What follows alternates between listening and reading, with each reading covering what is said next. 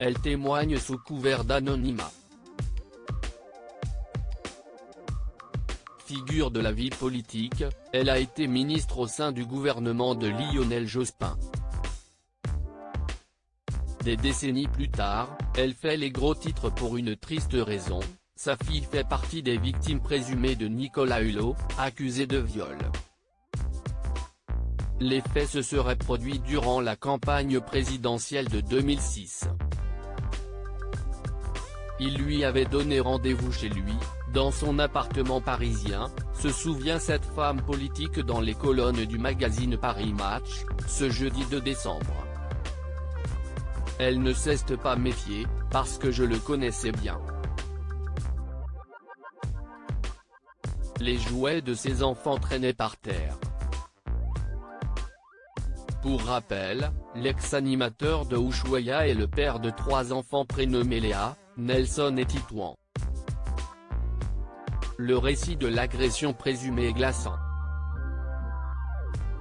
Selon l'ex-ministre qui a accepté de témoigner, Nicolas Hulot aurait essayé d'embrasser sa fille avant d'être repoussé. Il l'aurait ensuite poursuivi autour de son canapé.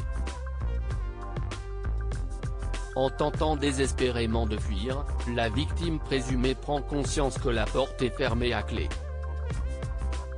Elle finit par s'échapper, pieds nus dans la rue. Elle était furieuse, ajoute désormais sa mère, elle l'a raconté ensuite en le traitant de pauvre type. Il avait osé lui dire que lui, on ne disait pas non.